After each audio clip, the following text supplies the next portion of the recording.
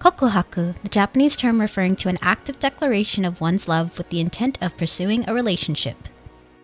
Whether it's an invitation to meet on the rooftop or in front of the school gates, you've seen it in all sorts of media, not limited to romance.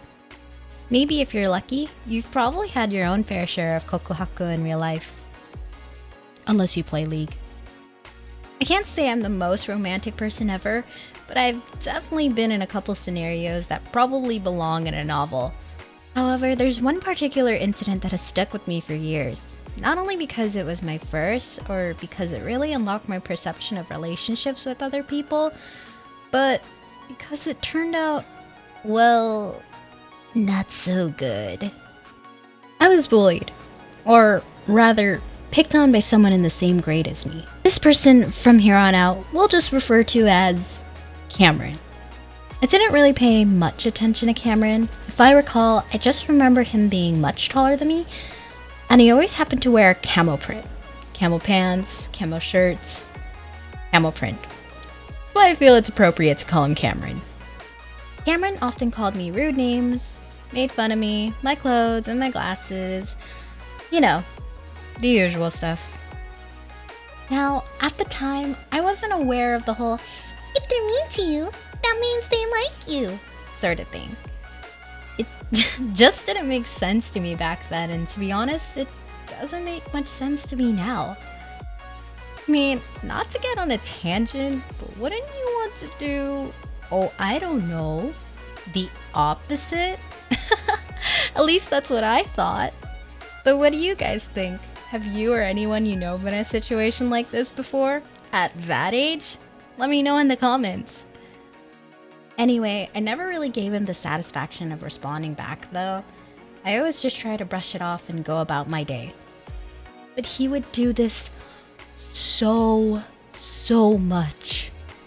Like seriously, the second I got to school, during class, during recess, during class again, during lunch, during recess, during class once more, and even when school ended.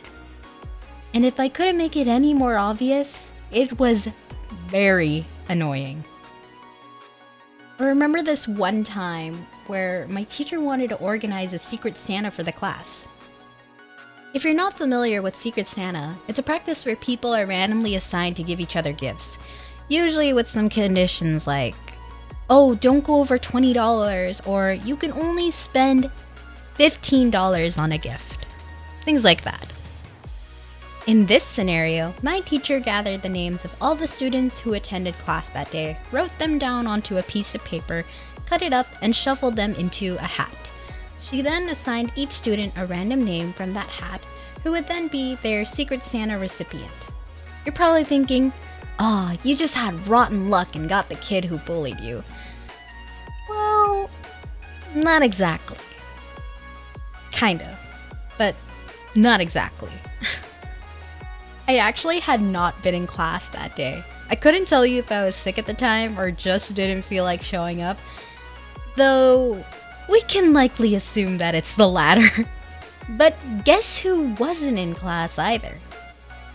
So when I went to school the following day, the teacher hands me a piece of paper telling me about how they organized the Secret Santa and that I was to give this person a gift. I looked over at the paper to see who it was. Turns out, I got this other kid I didn't like at all that much because she would always make these loud noises with her shoes. It was one of those light-up pairs that were all the rage at the time. I mean, looking back at it, she was just a kid, but for reasons, we'll go ahead and just call her Blair. I knew I had to get Blair something for Secret Santa, and with my literal no allowance budget, I thought maybe I could just go ahead and draw her something nice. I'm no artist, but hey, being able to draw an anime eye could get you pretty far in a school setting. Couldn't even get a pen to touch a paper without someone crawling up next to you with a glimmer in their eye like, "Hey, can you draw me?" Fast forward to a couple weeks when Secret Santa took place. It was pretty early in the morning, yet everyone was over the moon to receive something from their mysterious gifter. Once class settled down, the teacher gave everyone the opportunity to give each other their gifts. As I stood up to give Blair my drawing, I noticed Cameron heading towards me with something in his hand. Remember when I was like, guess who wasn't in class either? Apparently, it wasn't just me and Blair who missed out on that day. That's right, it was Camouflage himself. If you do the math correctly, which I can't, that would have meant that we would have been each other's secret Santas. Now that's rotten luck. He wasn't his usual obnoxious self though, which felt really strange to me. Instead, he just handed me the gift without a word and then shuffled back to his seat. I couldn't be bothered with why he acted that way, so I quickly went over to Blair to give her her gift, to which she was really happy about. She even hugged me. It was kind of weird, but I was relieved. Once that was over, I waited until recess to open up the gift that Cameron had given me. I remember it was packaged really nicely. A little too nicely. I thought probably his mom had done that for him. But when I went ahead and unwrapped it to see what was inside, oh, I was so confused. The same kid who said that I looked like Donatello from the Ninja Turtles had gifted me a really nice charm bracelet with colorful beads and, get this, a card that read, "I like you. Will you go out with me?" Alright, pause. You're probably thinking, "Oh, that's so cute." Reminder, this kid has done absolutely nothing to me but be a complete jerk. Not once has he ever shown any ounce of kindness or consideration of my feelings. So what? Called me a fictional turtle. Really messes you up at that age. So what?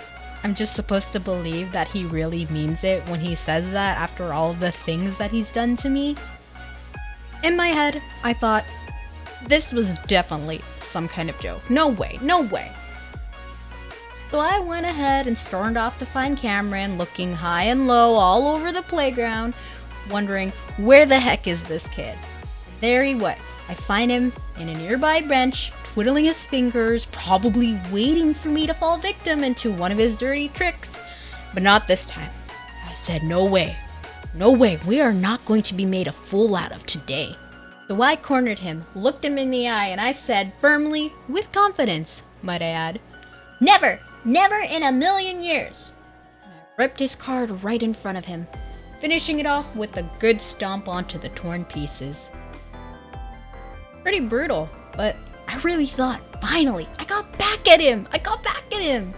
But when I looked over, Cameron didn't have the expression of someone whose evil plans failed, but rather of someone whose feelings were just crushed. Following that event, Cameron didn't bully me or heck even talk to me since then. That's when I realized, oh, he really meant it. Oops. Alright, to be fair, what I did there was probably majorly traumatizing. I can only imagine that the poor fellow's probably mentioned this incident to his therapist before, in which case, I'm incredibly sorry. No, but seriously, there can be a couple things to take from this. Things is definitely being honest and how very much important it is. I feel like it's easier for a lot of us to resort to some kind of hostile or aggressive behavior when it comes to confronting our feelings. Even worse would be to just ignore or not acknowledge them at all. But this type of denial can do more harm than good. But what if they don't like the type of person I really am? What if they don't like me back? What if they reject me? It's scary. Well, you won't know until you try, right? There's the classic golden rule, which is to treat others the way you want to be treated. It's cliche, but bear with me, it still very much applies. If you like someone, you should do things to make them like you. And no, I don't mean change your entire personality to fit someone else's taste. That would be insincere in its own way. But to show others a side of you that's vulnerable and considerate, so that way the other person that you're interested in could potentially do the same.